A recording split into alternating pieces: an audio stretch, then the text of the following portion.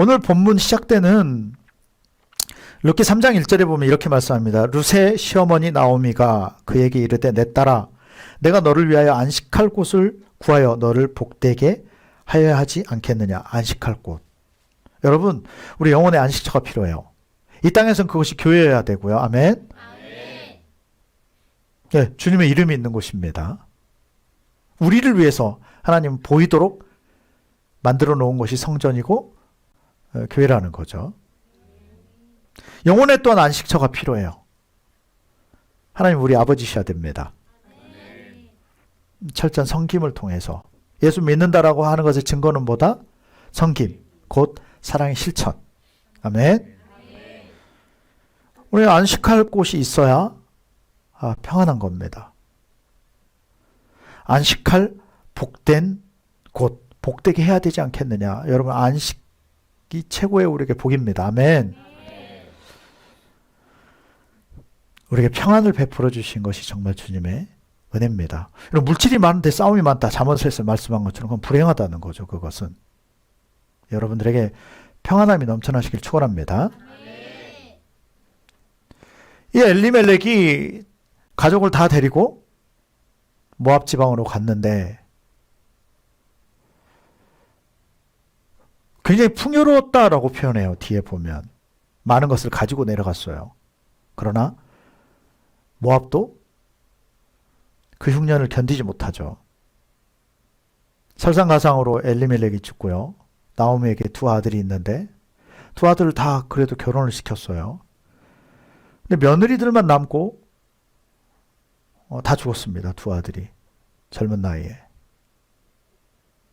말론과 기럨. 이 두 아들이 다 죽어요. 생각해 보십시오. 여러분 그게 집안이라고 좀 생각해 보세요.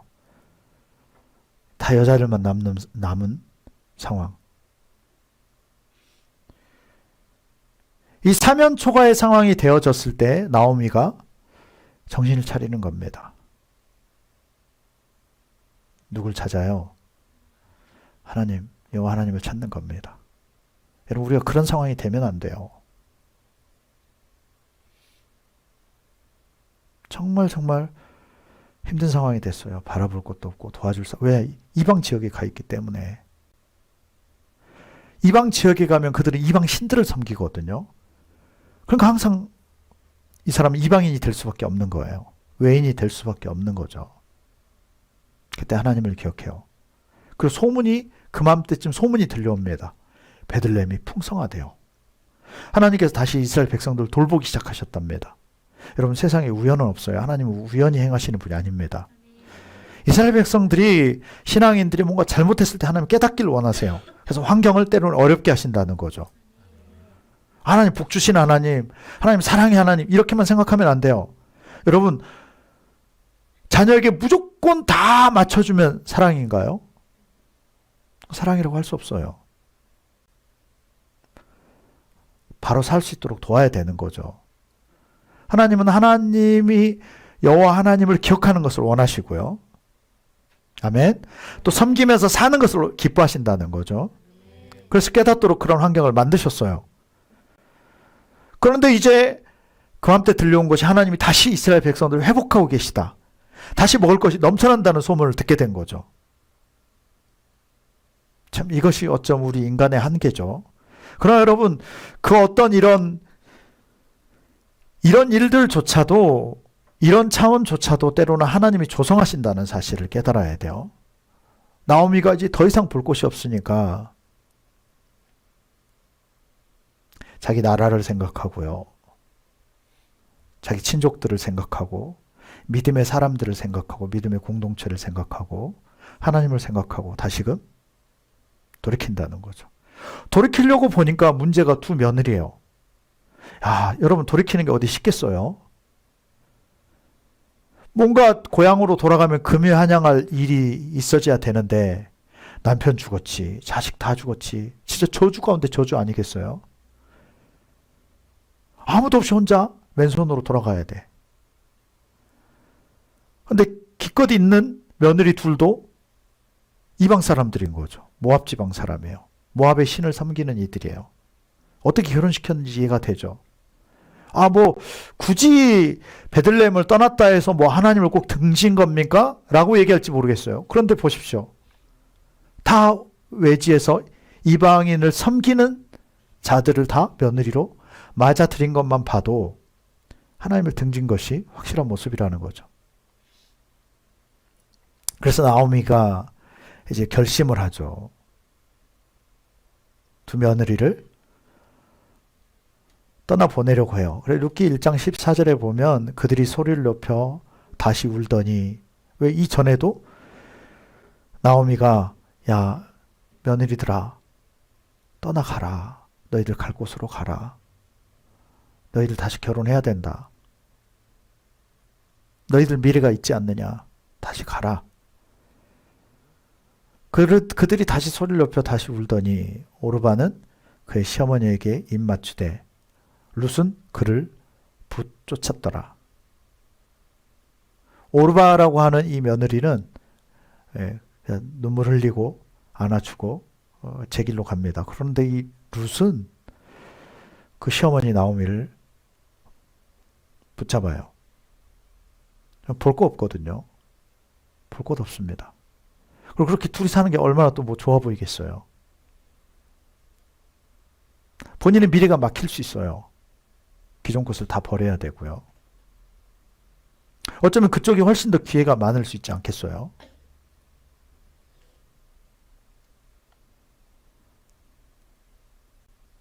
그 사람이 룻이 볼 때는 자기 지역을 떠나는 곳이 타국이잖아요. 굉장히 슬픈 곳입니다. 살기 힘든 곳이에요. 지금 나오미를 따라가는 룻은 지금 그 길을 선택하고 있는 거죠. 그 기로에 서 있는데요. 그 시어머니를 따르기로 합니다. 하나님을 알았건 몰랐건 이 룻은 믿음이 있는 사람이에요. 중심이 있는 사람이고요. 믿을 만한 사람이고요. 신뢰할 만한 사람이고요.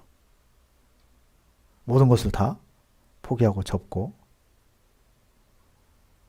어쩌면 그곳에 있으면서 같은 모압 지방에서 딴 곳으로 차라리 가서 세탁해서 살 수도 있을 텐데 모든 것을 다 포기합니다. 그리고 나오미를 따라가요. 맹세까지 합니다. 여호와 이름으로 맹세를 해요.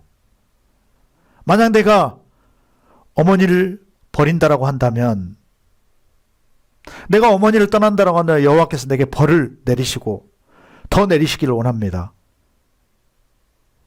신앙이 생겨진 거죠. 참 감사할 일이며 선한 사람인 거예요. 이 룻이 여호와 이름을 걸고 맹세를 해요.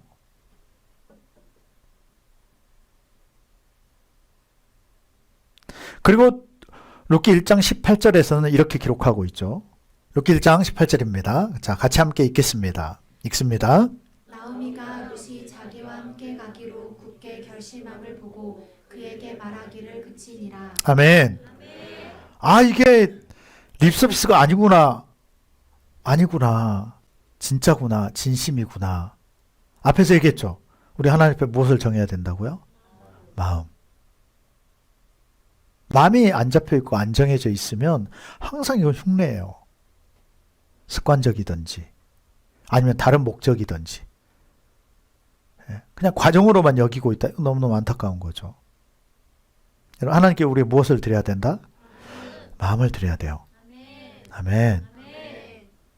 근데 마음을 얘기하는데 법이 안 쫓아간다. 그건 마음이 온전한 마음이 아니라는 거죠. 굳은 마음이 아닌 거죠. 그런데 룻은 그것을 보였어요. 법을 가지고 지금 여호와의 법을 가지고 하나님을 걸고 맹세를 하고 있는 거죠. 그 의지가 명확한 것을, 그 결심이 명확한 것을, 굳은 결심인 것을 나오미가 볼 때 얘는 데려가도 되겠구나. 함께 가게 됩니다. 룻기 1장 22절에 보면 드디어 모압에서부터 베들레헴까지 다 다르는데요. 다 다르고 보니까 그때가 마침 추수를 시작할 때, 참 하나님의 타이밍은 절묘합니다.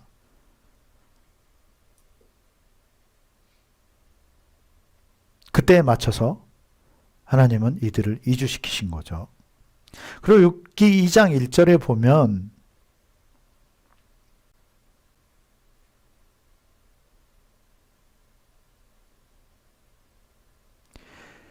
드디어 보아스라고 하는 한 등장인물이 나오는데요. 이 베들레헴에 도착했을 때 룻은 가만히 있질 않습니다.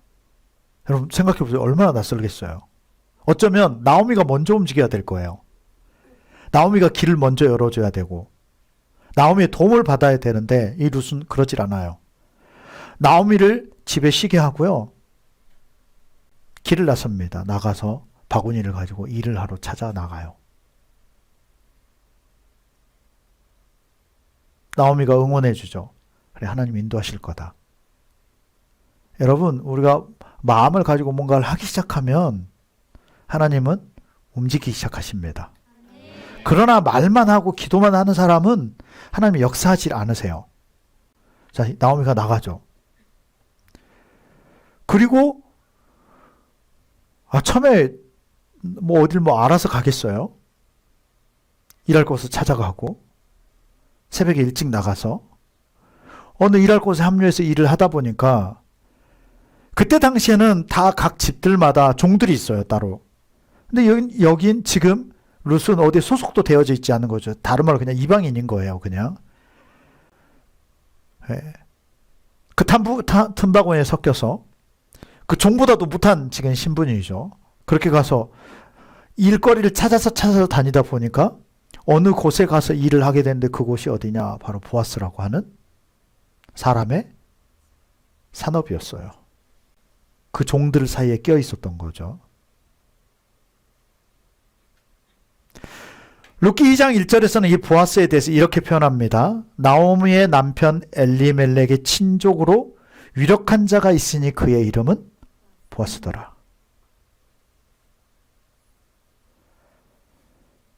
어떻게 해서든 일을 해서 시어머니 먹을 것을 제공해야지라고 생각하고 나가서 지금 몸부림을 치고 다른 곳에 합류를 해서 일을 하고 있는데 하필 거기가 연관이 있는 곳이라는 거죠. 그냥 동네에 아는 사람 이런 차원이 아니라는 겁니다. 베들레헴 우리 시골 여러분 예전 시골들을 생각해 집성촌들이 있으면 집들이 모여 있으면 일할 터전들은 다 바깥에 나가 있는 거죠. 먼 지역까지도 가게 되어 있고요. 이 보아스가 가지고 있는 땅들이 그렇습니다. 유력한 자예요. 유력한 자 우리가 그 단어를 여러분이 알고 있는 단어입니다. 따라서 합시다. 카일. 기억하시죠? 힘, 능력, 부, 재산, 군대 이런 의미들이 담겨져 있어요. 굉장히 유력한 자. 예전 우리나라로 치면 지주 이런 것에 해당되는 단어일 수도 있겠죠.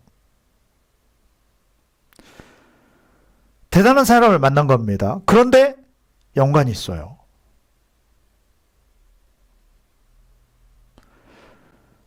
보아스가 묻습니다. 저 소녀는 누구지? 모압에서 온 나오미의 식솔입니다. 며느리입니다. 그랬더니 보아스가 룻에게 야 소녀야 딴 데 가지 말아라. 우리랑 같이 이 그룹과 같이 다니면서 여기에 머물러라. 그리고 총괄하는 사람에게 찾아가서 얘기하죠. 야, 이삭 빡빡 다 줍지 마. 다 거두지 마. 저 소녀가 거둘 수 있도록 아닌 것처럼 하면서 남겨라. 그래서 그날 하루 줍고 난 양이 지금 우리 계산법으로 보면 대략적으로 한 30kg 정도를 주어요. 어마어마하게 주운 거죠. 요즘에 30kg가 작지만 옛날 30kg는 보통이 아니거든요. 더군다나 모내기 하거나 이런 차원이 아니잖아요. 예전에 수확량이 굉장히 적을 때인데 그 정도면 야 이거 예. 근데 보니까 성실해. 이걸 확인한 거예요. 근데 여러분 아십니까? 보아스는 이미 저 여자가 누군지는 몰랐지만 이미 이 룻에 대한 소문은 베들레헴에 다 나 있어요. 그 과정을 이미 다 들은 거죠. 어떻게 해서 여기까지 왔는지, 어떤 결단을 하고 왔는지. 여러분 시어머니 돈 받으려고 지금 따라온 거겠어요? 그런가요? 여러분 연로하신 어머님을 모시면 여러분 돈 받으려고 모시나요? 예, 그런 상황입니다. 이걸 너무너무 잘 알고 있었어요. 그래서 룻이라고 듣는 그 순간에 모든 것을 왜 더군다나 집안 사람인 거예요. 친족이에요.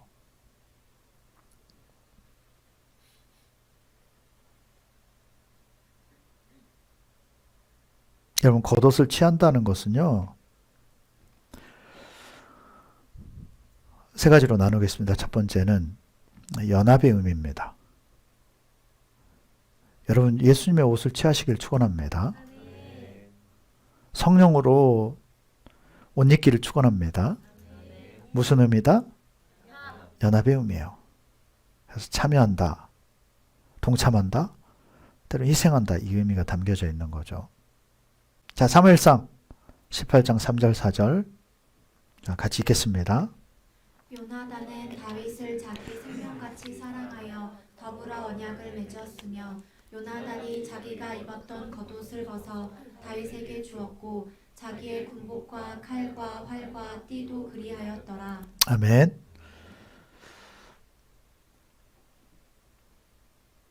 그 찬양 팀 예전에 있었잖아요. 다윗과 요나단. 이건 맺어줄 수 없는 관계예요. 자기 생명같이 사랑했답니다. 다윗을. 같은 또래고요. 또 집안 식구가 된 거죠. 근데 여러분 이게 심각한 거예요. 보세요.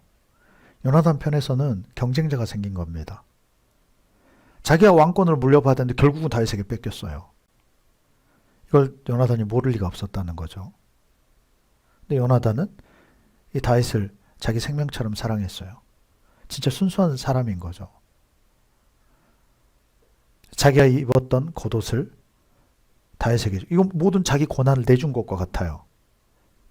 자기 군복과 칼이 여러분 그때 당시에는 이스라엘에는 없어요. 철기 시대에 제대로 들어서지를 못했기 때문에 대략 블레셋이 훨씬 더 앞서가고 있었죠. 자기 군복을 주고요, 칼을 주고 활을 주고 띠도 다 내줬어요. 그럼 요나단 편에서는 뭐냐? 아, 나는 이제 그냥 이슬로 사라지겠다. 이게 아니죠. 연합입니다. 자기의 모든 것을 내어놨다는 거죠. 여러분 우리가 예수 믿는다라고 하면서 내 것은 구축해놔요. 항상 계산적이고요. 이런 교회 공동체가 됐나요? 내 것을 고수합니다.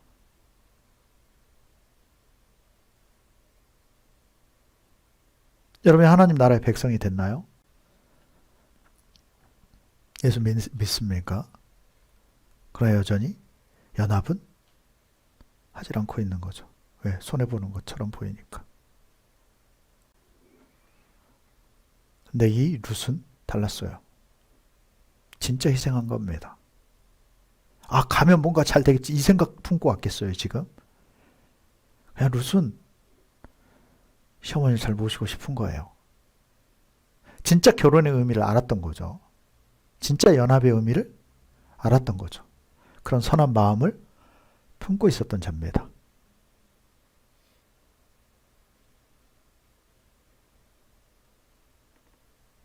룻기 2장 20절 말씀을 같이 읽도록 하겠습니다. 룻기 2장 20절 같이 읽겠습니다.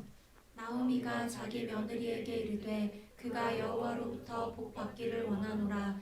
그가 살아있는 자와 죽은 자에게 은혜 베풀기를 그치지 아니하도다 하고 나오미가 또 그에게 이르되 그 사람은 우리와 가까우니 우리 기업을 물을 자 중에 하나이니라 하니라. 아멘. 일을 하다 보니까 보아스라고 하는 이 유력한 자, 거기에 속한 곳에 일을 하게 됐고, 나오미가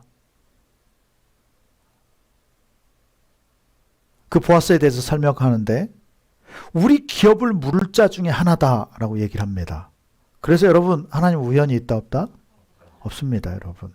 우연 없어요. 아멘. 지금 나오미가 얘기하는 것은 실제 그때 당시에 있었던 제도입니다. 그래서 그것을 고엘 제도라고 해요. 따라서 합시다. 어떤 제도? 고엘 제도. 그냥 우리말로 쉽게 얘기하면 기업 물을 자라는 제도입니다. 기업 물을 자 제도. 그때 당시에 만들기에는 고엘 제도. 뭐냐? 그 당시에 이스라엘 사회에서는요, 요즘으로 치면 뭐 후견자 뭐 이런 것으로 보면 될 것 같아요.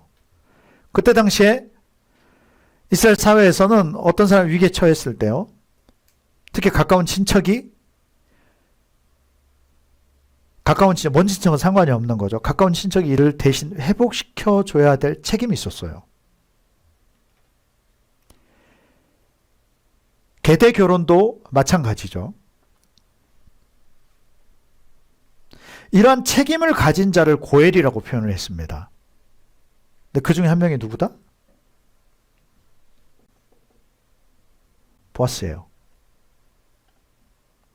그런 제도를 그래서 고엘 제도라고 했죠. 그 중 하나만 말씀을 드릴게요.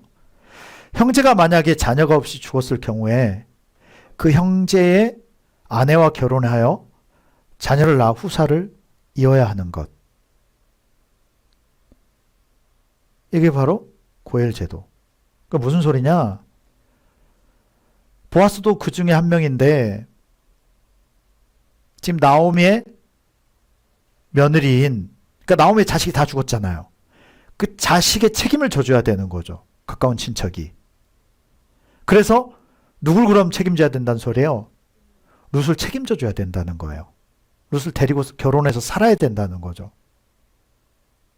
그 중에 한 명이 누구다? 보아스.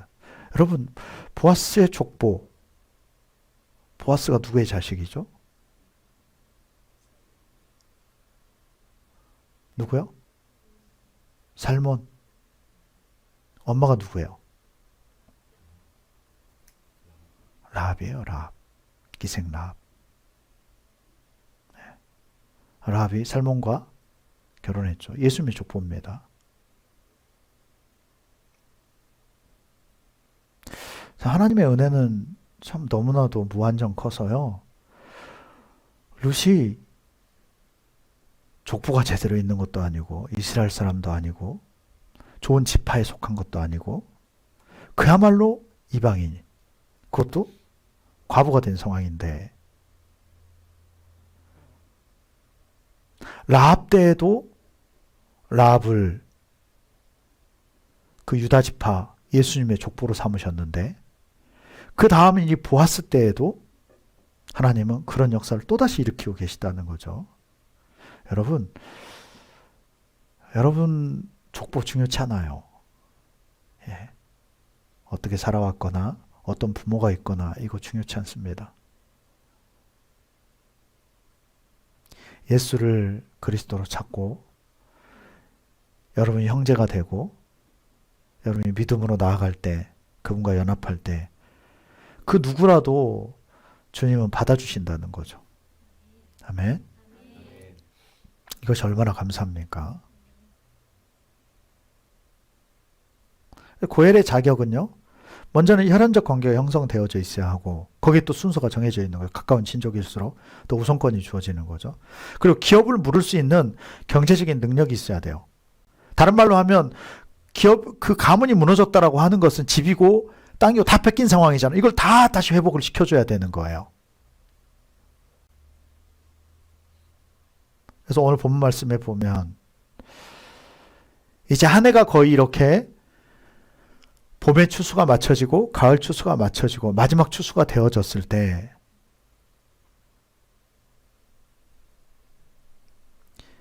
시어머니 나오미가 저 며느리를 그대로 둘 수가 없는 거죠. 그래서 책임을 져줘야 되겠구나. 그래서 오늘 룻기 2장 1절에 아까 전에 우리가 읽었던 말씀에 보면 안식할 곳이 필요하다. 가정이 필요하고 미래가 필요하구나. 쉽게 얘기해서 결혼을 시키고 어떻게든 안정할 수 있도록. 여러분 그것이 주님의 마음 아니겠습니까? 부모의 마음, 주님의 마음입니다. 아멘.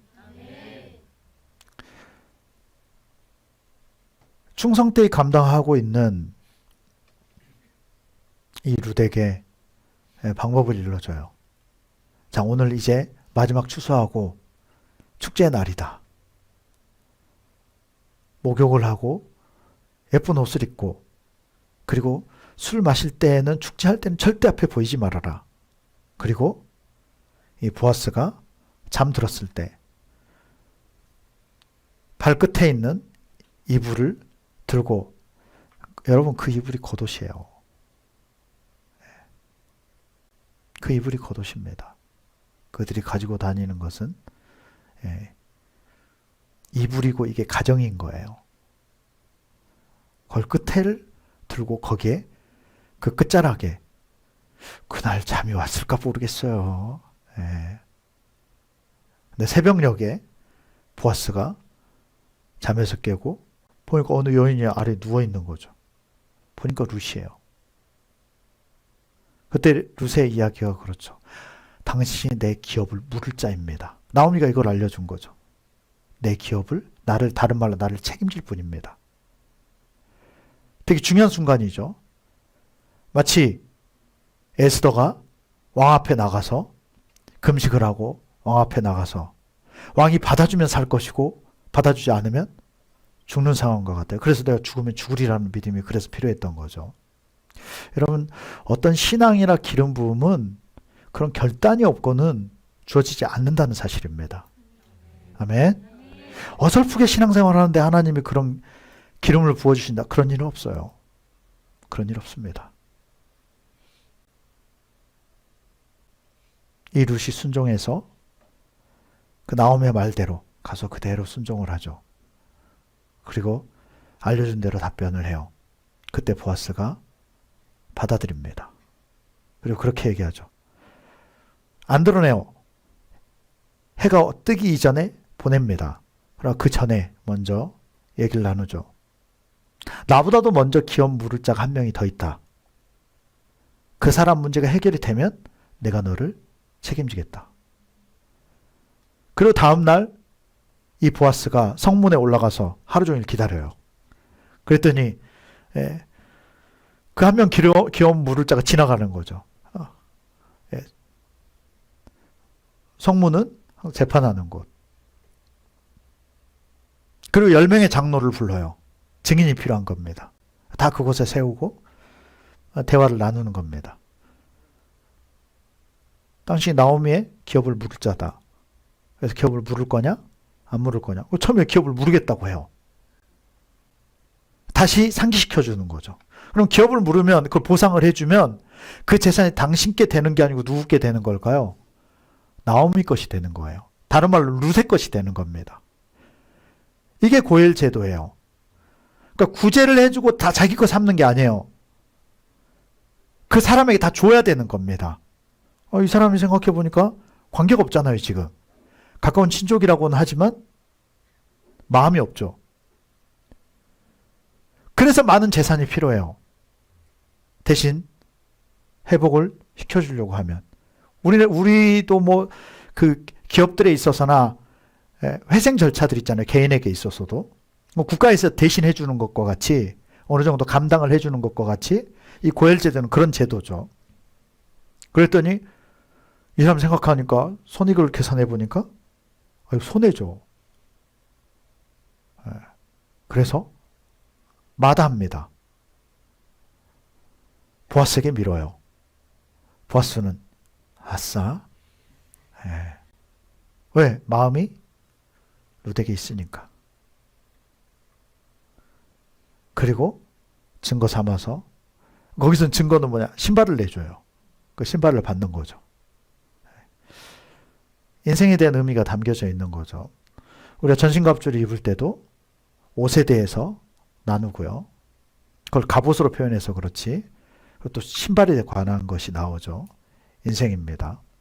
우리가 주님 앞에 나갈 때도 구약에서 보면 신을 벗어요. 그 주님이 주시는 신을 신는다는 의미가 담겨져 있는 거죠. 그게 무슨 소리냐? 기존의 인생을 내려놓는다는 의미예요. 기존의 삶을 또 앞으로 내가 나갈 발걸음을 이제는 내가 원하는 대로 가는 것이 아니고 베드로가 얘기했던 것처럼 다른 사람이 띄우고 다른 사람이 원하는 곳으로 데려간다는 거죠. 그건 결국 하나님 인도하시는 길이죠. 그리고 이 룻을 취합니다. 마태복음 1장을 봅시다. 1장 5절 6절. 물론 룻기 4장에도 이 족보가 그대로 나와 있어요. 자, 5절 6절 같이 한 목소리 읽겠습니다. 읽습니다. 살몬은 라합에게서 보아스를 낳고 보아스는 룻에게서 오벳을 낳고 오벳은 이새를 낳고 이새는 다윗 왕을 낳으니라. 아멘. 살몬은 라합에게서 누구를 낳고? 보아스를 낳고. 살몬과 라합이 합에 보아스를 낳고 보아스는 누구에게서? 룻에게서 누구를 낳고? 오벳을 낳고 오벳이 이새를 낳고 이새는 다윗 왕을 낳아요. 이스라엘이 가장 존경하는 왕. 세계에서도 여전히 모두가 아는 그 다윗 왕. 가장 많이 쓰이잖아요. 그 다윗과 골리앗. 모두가 아는, 모두가 존경하는, 모두가 위대한 인물로 보는 그 다윗 왕. 이것을 통해서 우리는 깨달아야 돼요. 하나님은 믿음의 가문에 더한 믿음의 사람으로 자꾸 수혈하신다는 거죠. 여러분 그런 수혈자가 되기를 축원합니다. 여러분이 진짜 믿음이 좋으면 좋은 족보 가문에 하나님을 밀어넣으신다는 것을 알아야 돼요. 아멘.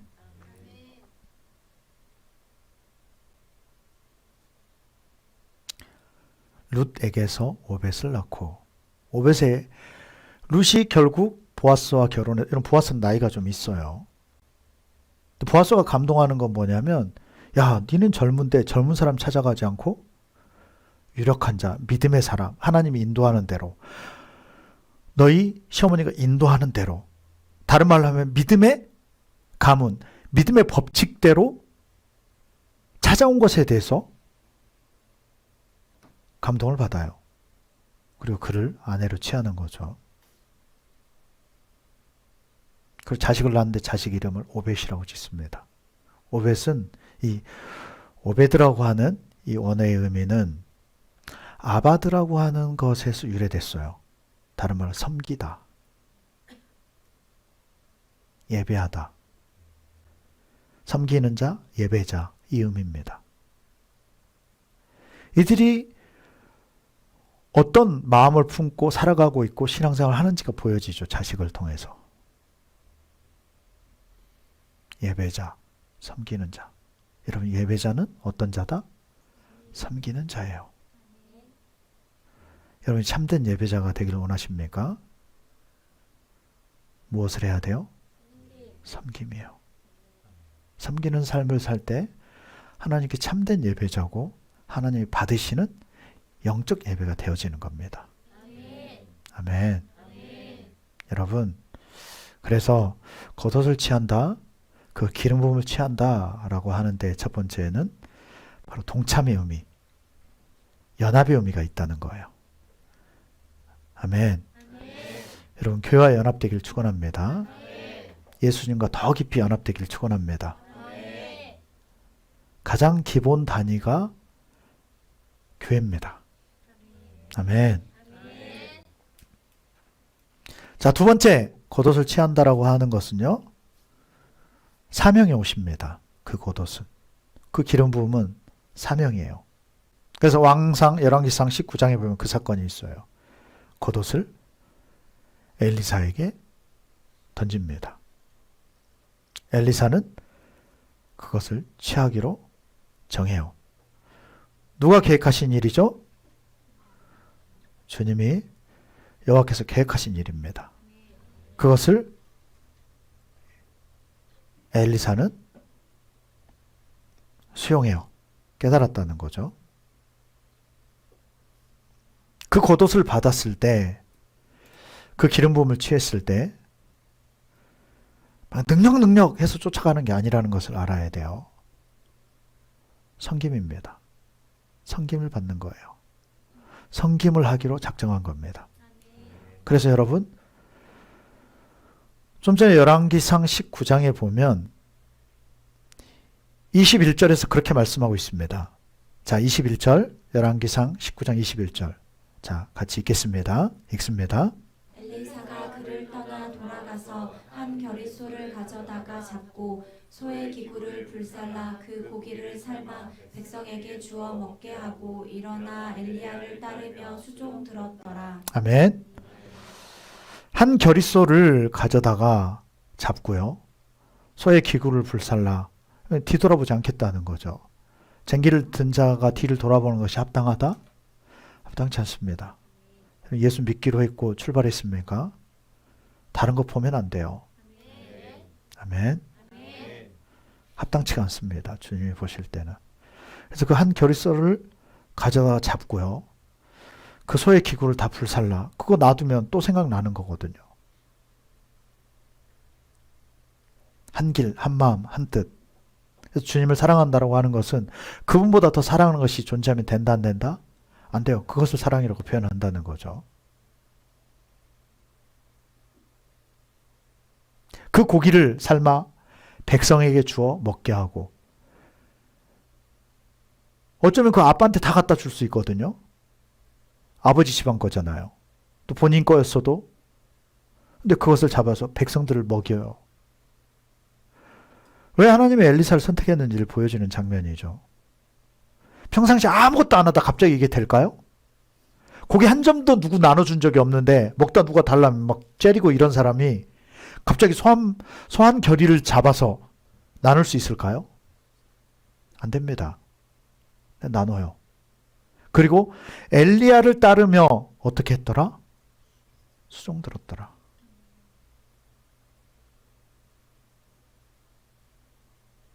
저한테만 이런 말씀이 보이는 걸까요? 사역, 사명의 길을 가는 것은 종의 영성이라고 생각을 했어요.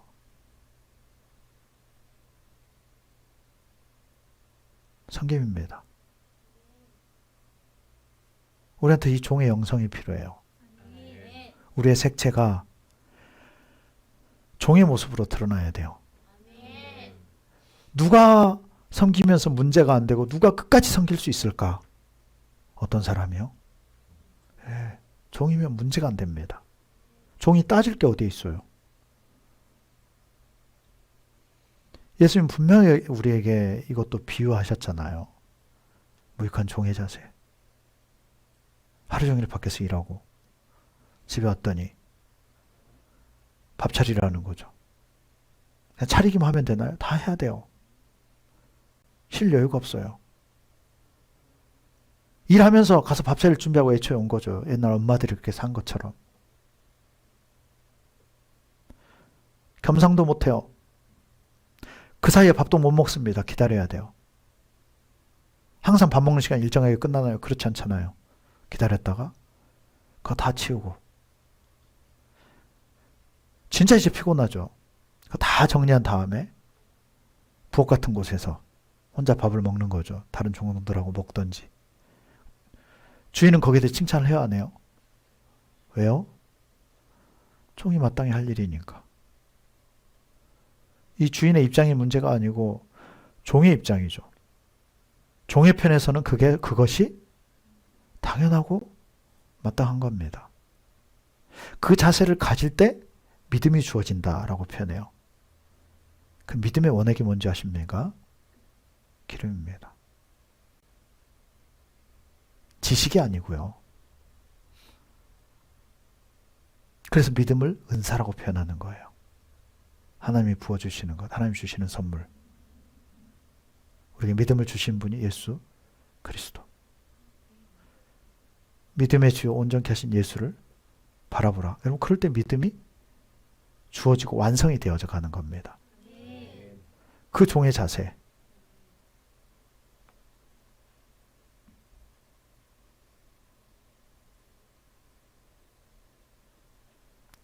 그러나 그 겉옷은 능력입니다. 어떻게 보면 직분과도 같고요.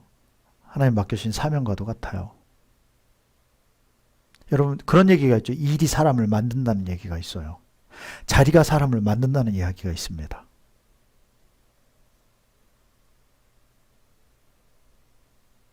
그것이 겉옷이에요. 사명의 겉옷을 우리에게 입혀주시는 거죠. 겉옷은 그 사람을 보여주고 그 사람을 대변해요. 그래서 열왕기하 2장의 마지막 그 사명을 물려받는 장면을 보면 본인의 겉옷을 찢고 엘리야의 겉옷을 취합니다. 그 사명을 그대로 받은 거죠. 그 사명은 믿을 만한 사람에게 맡기신다는 거예요. 엘리사 끝까지 엘리야를 쫓아요. 그냥 쫓는 것만이 아니죠. 섬긴다는 거예요. 스승으로, 영적 부모로, 영적 아비로 섬기는 모습입니다. 여러분 이 겉옷을 취하시길 바랍니다. 겉옷을 취하라 이 말은 다른 말로 하면 기름 부음을 취하라. 옆에 분에 얘기합시다. 겉옷을 취하세요. 기름 부음을 취하십시오. 그 기름 부음은 다시 얘기하지만 누구도 빼앗아갈 수 없어요. 다윗의 예를 좀 말씀을 통해서 살펴보도록 합시다. 사무엘상 22장, 24장 4절. 사무엘상 22장, 24장 4절. 자, 같이 읽겠습니다. 다윗의 사람들이 이르되 보소서 여호와께서 당신에게 이르시기를 내가 원수를 내 손에 넘기리니 내 생각에 좋은 대로 그에게 행하라 하시더니 이것이 그날이니이다 하니 다윗이 일어나서 사울의 겉옷자락을 가만히 베니라. 아멘. 저 우연찮게 쉬려고 동굴을 들어갔는데 근데 들어가서 보니까 사울왕이고 자고 있는 거죠. 그래서 다윗이 그 겉옷 자락을 끝을 살짝 베요. 진짜 작게 벤 거예요. 그러니까 사울왕이 몰라 뱄는지도. 그런 정도로 살짝 끝에만 정말 조각을 살짝 베인 거죠. 근데 사무엘상 그 뒤에 말씀 보면 24장 5절에 그리한 후에 사울의 옷자락 뱀으로 말미암아 다윗의 마음이 어땠다? 찔렸다. 6절 같이 읽도록 합시다. 읽습니다. 자기 사람들에게 이르되 내가 손을 들어 여호와의 기름 부음을 받은 내 주를 치는 것은 여호와께서 금하시는 것이니 그는 여호와의 기름 부음을 받은 자가 됨이니라 하고. 아멘. 바울이래요. 다윗의 신복들이 야 이건 하나님께서 주신 기회입니다. 칩시다. 여기서 끝냅시다. 우리 이런 생활 접읍시다. 여러분 하나님이 고난 주는 데에는 이유가 있어요. 만들어져야 되는 거예요. 다윗 그 고난 겪고 있는 거예요 지금. 그리고 철저하게 배우고 있는 겁니다. 기름 부음 받은 자를 건드리면 된다 안 된다?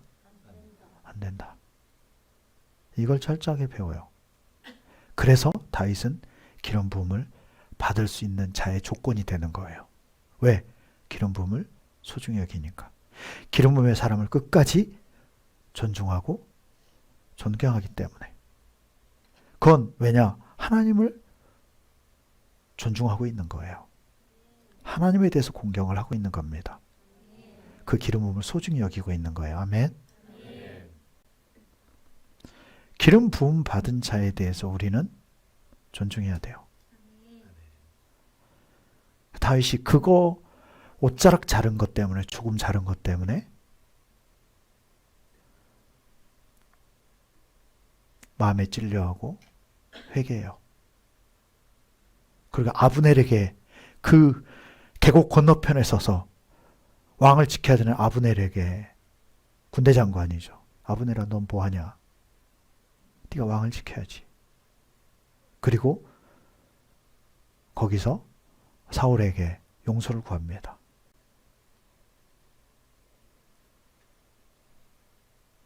기름 부음은요, 하나님의 권위예요.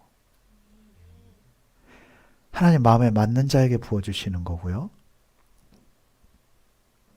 사명감이 있는 자에게 부어주시는 거고요. 변치 않을 자, 사명으로 갈 자에게 부어주시는 것이 뭐다? 기름 부음이에요. 그렇지 않는 사람은 은사로 끝나요. 은사로 끝나버립니다. 여러분, 은사를 좋아하지 마십시오. 아멘. 은사가 필요 없다는 소리가 아니에요. 은사는 또 귀중한 증거죠. 성령의 증거입니다. 그러나 그것이 메인이 되면 안 돼요. 마지막 세 번째, 겉옷을 취한다라고 하는 것은요, 기름 부음을 받는다라고 하는 것은, 그 기름 부음은, 겉옷은 부욕해 합니다.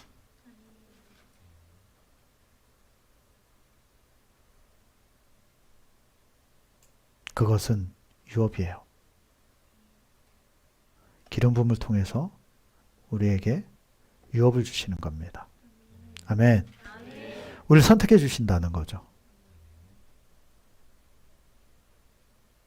우리의 신분을 바꿔주시는 거예요. 그것은 하나님의 자녀로.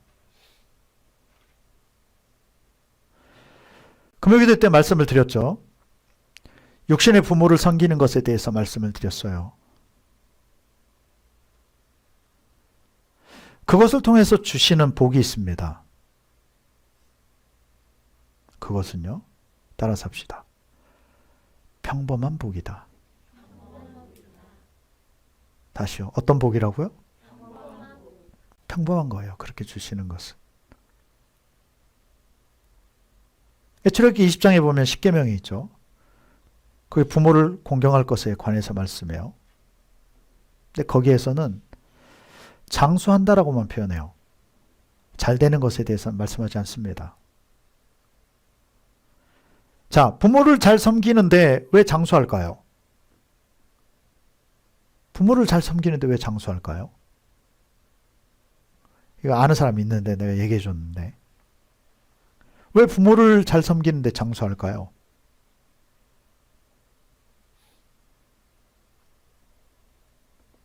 하나님이 기뻐하시니까 그래요. 잘 섬기는 사람은 하나님이 오래 보존하고 싶으신 거예요. 부모를 섬기는데 부모보다 더 빨리 죽어버려. 이거 어떻게 해야 돼요, 이거? 하나님 이걸 방지해 놓으신 거예요.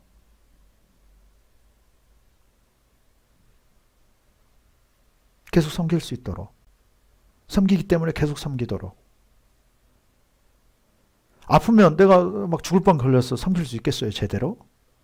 그래서 건강하게 하시는 거예요.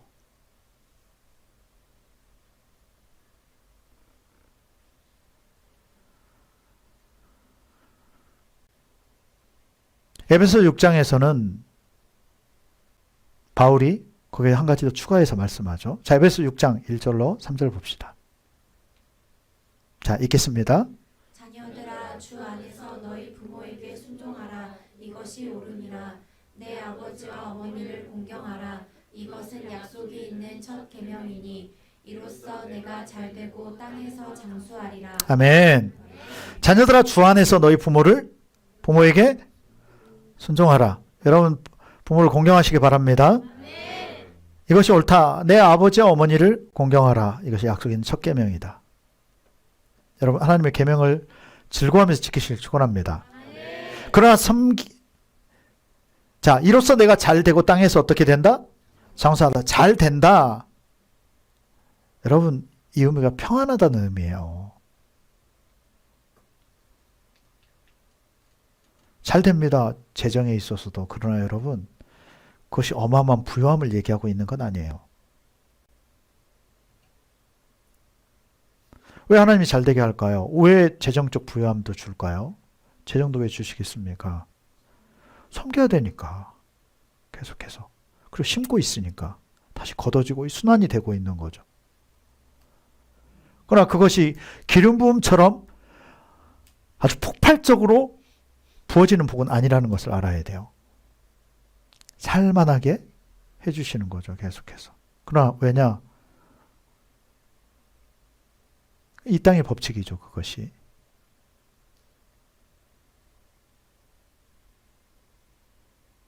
이 땅에서 잘 되는 복입니다. 왜? 땅에 속한 부분이기 때문에요. 그러나 여러분, 또한 부모님이, 그래서 제가 말씀드렸죠. 부모님이 영적인 분이라고 한다면 정말 그건 복 중의 복이에요. 이번에 내가 섬겼다고 하는 한 분도 마찬가지죠. 그래서 놀라운 기름 부음들이 거기에 있는 겁니다. 그래서 바울은요, 다른 사람들에게 잘하되 특히 믿음의 사람에게 잘할 것을 말씀합니다. 자, 갈라디아서 6장 6절 볼까요? 내가 읽겠습니다. 가르침을 받는 자는 말씀을 가르치는 자와 모든 좋은 것을 함께하라.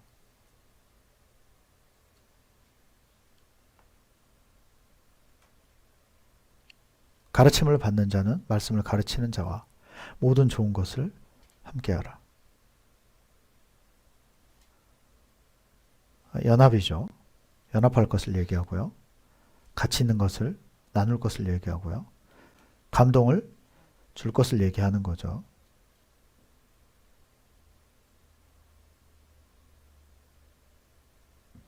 아멘. 그것이 여러분들의 최고의 복이에요. 왜? 말씀보다 우리한테 더 중요한 것은 없거든요. 영적인 것을 나누고 연합할 수 있는 것보다 더 큰 것은 없습니다. 그리고 믿음의 형제들에게 먼저 베풀 것을 얘기해요. 여러분, 자, 여러분들 적용해서 말씀드릴게요. 혹여나 여러분 주변에 가까운 사람 중에 뭐 집안일 수도 있겠고요. 믿음이 좋은 사람이 있고 기름 부음이 있는 사람이 있나요? 그래서 부럽습니까? 그 사람한테 있는 기름 부음을 나눠 가지려면 어떻게 해야 된다? 섬김이에요, 섬김. 갈라디아서 6장 10절에서 말씀합니다. 그러므로 우리는 기회 있는 대로 모든 이에게 착한 일을 하되 더욱 믿음의 가정들에게 할지니라. 아멘. 그건 세상 사람이 가지지 못한 기름이거든요. 세상 사람을 섬길 때는 하나님이 우리에게 주시는 부분이라고 한다면 그건 보편적인 은혜고 보편적인 기름이에요. 그 양은 크지 않습니다. 그러나 비밀이 있어요. 믿음의 사람들, 섬겨온 사람들에게는 그 기름이 모아져 있다는 거죠. 이해가 되세요? 기름 부음 있는 자에게는 쉽게 취할 수 있는 거예요. 근데 그걸 내가 생으로 만들고 그 원료를 내가 만들고 모아야 된다고 하면 그건 불가능한 일이죠. 마치 기름 부음도 마찬가지예요. 섬기는 자에게 섬김을 배워야 돼요. 그 섬김을 어떻게 배우느냐? 섬기는 거예요. 그게 그 섬김을 가져오는 비결입니다. 그 사람을 섬기면 돼요. 그럼 그 능력은 같이 주어지는 겁니다. 왜? 그것이 능력이기 때문에.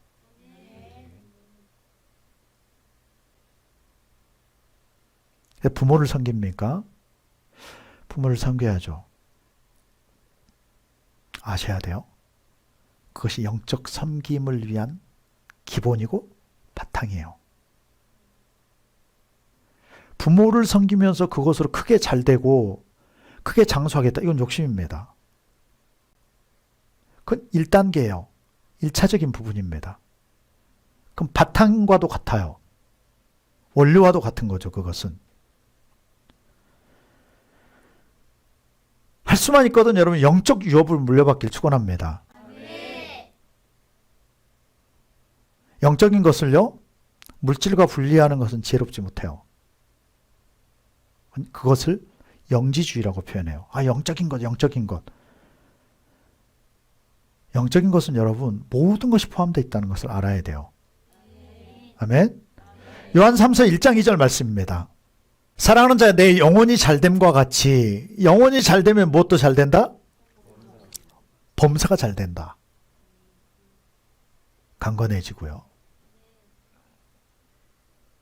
영적인 것은 반드시 부요함이 함께 와요. 하나님이 우리에게 능력을 베푸시는 분이십니다. 그것이 뭐다? 기름이에요. 여러분 기름 부음의 은혜를 경험하시길 축원합니다.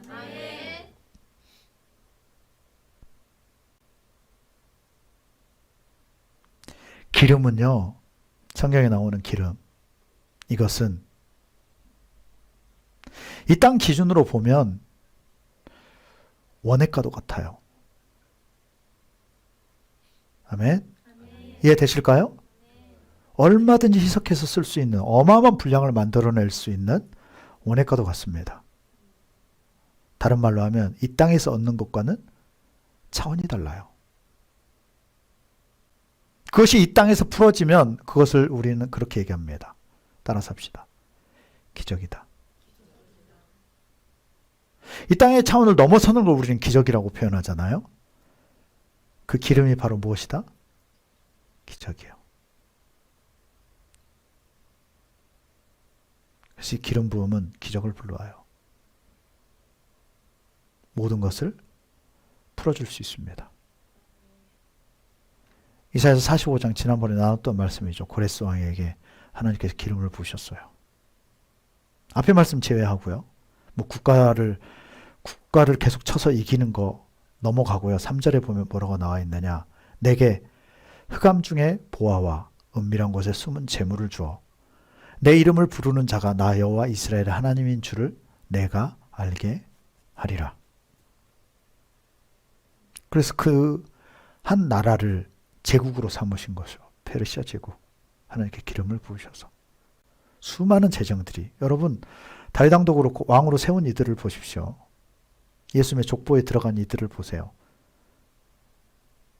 영적인 것은 모든 것을 포괄합니다. 아멘.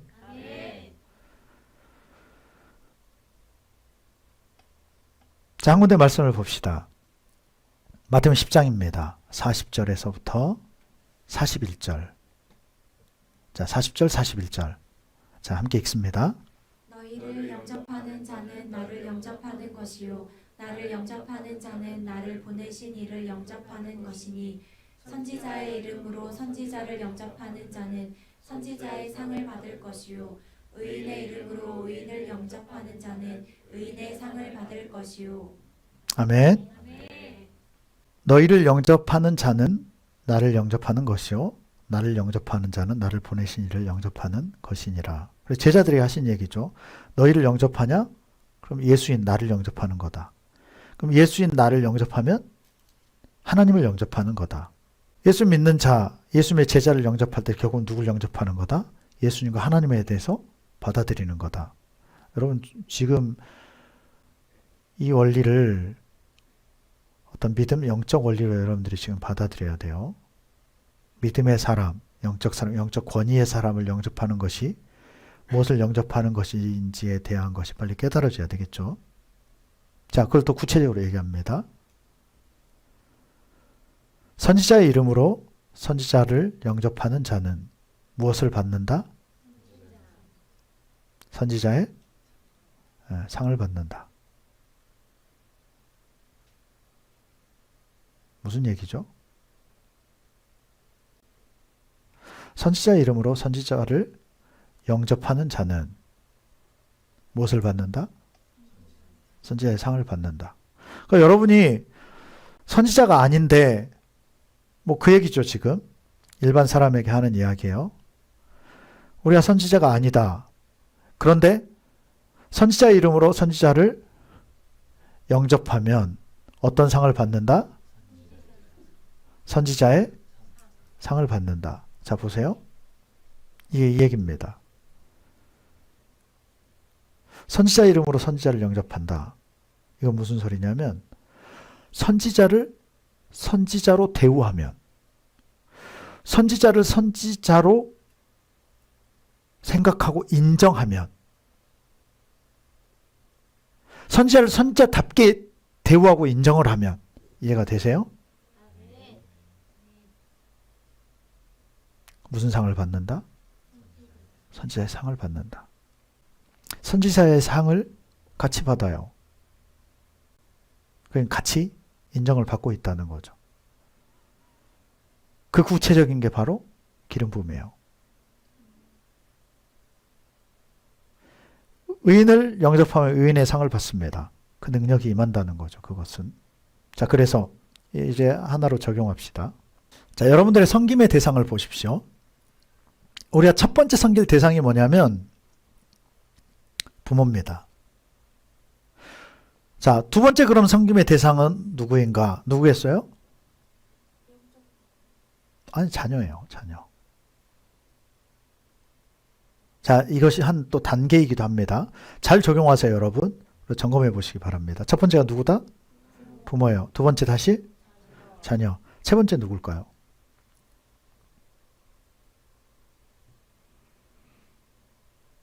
다시 부모입니다. 자, 성장 과정을 보십시오. 저 에노기가, 저 아이가 지금 성장을 해요. 누구만 봐요, 지금은? 부모만 봅니다. 특히 엄마. 아주 그냥, 엄마가 저 크게 나오니까 아주 그냥 좋아서 어찌할 바를 모르대요. 부모를 봐요. 그러다가 자녀가 결혼하고 자녀가 생기면, 물론 그 가운데는 이제 배우자도 있겠죠.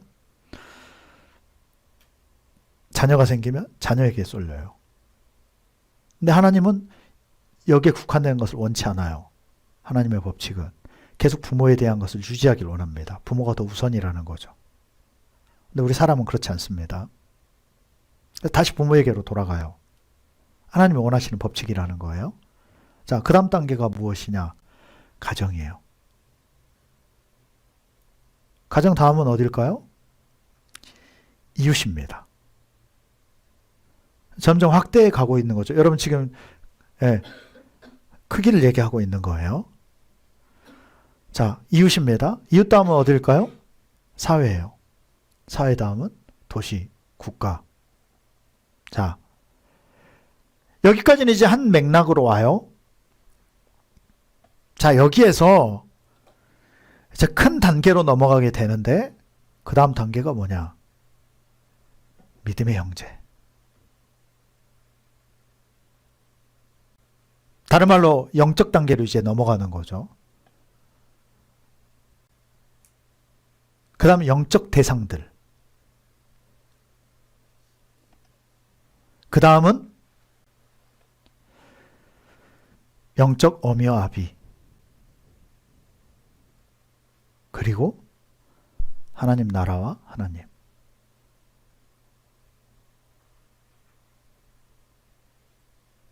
자, 여러분은 어디에 집중이 되어져 있나요?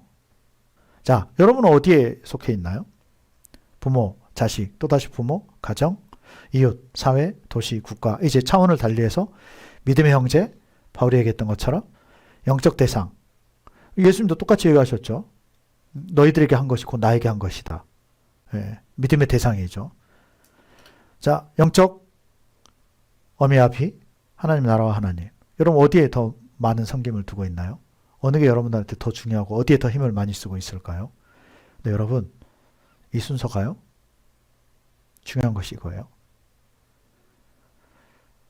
여러분들 부요함의 크기예요. 여러분이 자식 차원에 머물러 있나요? 그래서 거기에 머물러 있는 거예요. 여러분들 부요함이 더 커지질 못하는 겁니다. 여러분이 섬기고 있는 것이 믿음의 형제들에게 더 잘하고 있나요? 아니면 섬김을 거꾸로 받고 있나요? 여러분이 섬기고 있는 대상에 더 큰 비중을 두고 있는 것이 영적 대상이 맞나요? 영적 어미아비가 있습니까? 그래서 거기에 더 초점이 맞춰져 있을까요? 최고로 하나님의 나라와 하나님을 섬기고 있을까요? 다시 얘기하지만 그것이 여러분들의 무슨 수준? 부요함의 수준이에요. 하나님은, 주님은 기름 부음을 소중히 여겨요. 기름을 소중히 여깁니다. 그게 무슨 소리냐? 기름 있는 자를 소중히 여기십니다. 아멘. 그래서 그 사람을 통해서 수많은 증거들을 드러내시는 거죠. 잠깐 점검합시다. 여러분의 단계를 점검하십시오. 왜 해도 안 풀어지는지, 왜 부요함이 풀어지질 않고, 왜 내가 아직도 인정받지 못하고 괴로움 속에 살고 때로는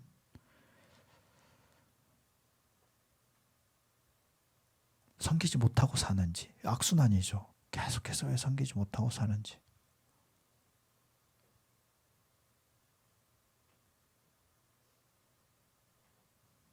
차원을 살펴봐야 돼요. 여러분 차원을 살펴보십시오.